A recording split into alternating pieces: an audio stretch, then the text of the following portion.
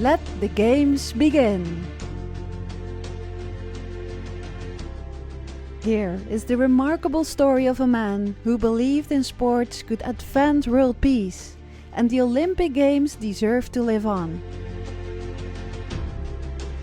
It's really exciting to see that his dream, what he set forth, which was really a movement that he gave to humanity, his intention was to bring back from ancient times something that the world needed. So we are going to talk about a resident of this neighborhood who happens to be Pierre de Coubertin. These Olympics took place in ancient Greece Olympia every 4 years from 776 BC to 393 AD, dedicated to the Greek god Zeus.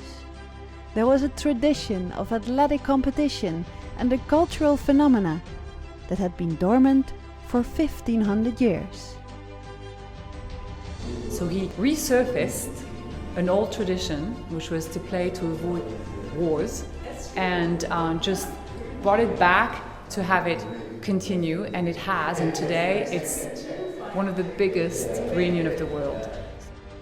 As the 2024 Olympics got underway, under the shadow of the Eiffel Tower, one man's dream rises above it all. Known as the father of the modern Olympic Games, who brought sport and physical education to the modern world, Frenchman Baron Pierre de Coubertin. De Coubertin's descendant Alexandra is proud to pass on the tradition of a man that many know far too little about. It's quite a magical moment for me and my family to think that the games are coming back to his city of birth. An important date in his life was the devastating war of 1870 and the suffering it caused among the youth of his day. He was 7 at the time, and that was an enormous imprint on his life, which is a theme you will see in his entire journey and life campaign, which is how do we avoid wars. The first modern Olympic Games was in 1896, held in Athens, Greece, organized by the International Olympic Committee, which had been created by Pierre de Coubertin.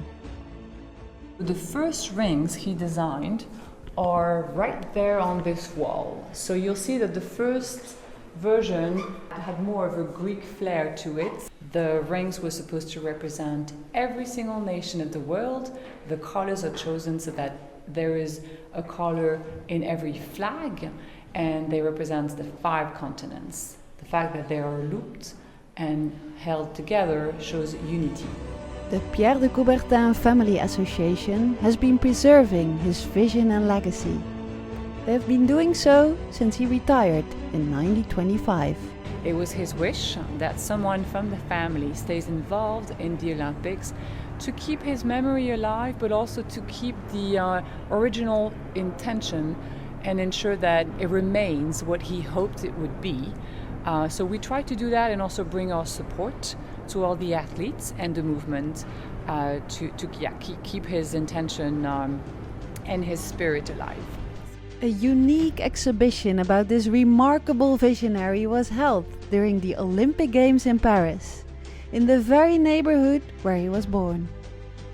He grew up here, so this is really his environment. The first impression he had of the world was in this beautiful part of Paris that's known to have stunning historical landmarks such as the Invalides, the Champ de Mars, lots of culturally inspiring monuments around him. So this is where he grew up.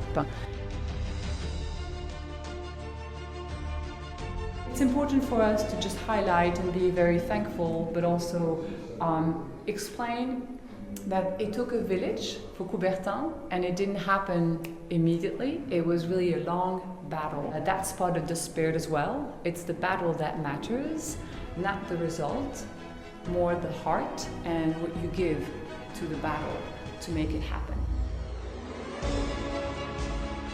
100 years later, the Olympic Games returned to Paris, where de Coubertin lived, in an incredible scale. When he saw the games, the last he attended, there were 44 nations. Today we have 206. Thanks to this man's vision, the Olympics, sports, and with hopes of making world peace a reality, live on.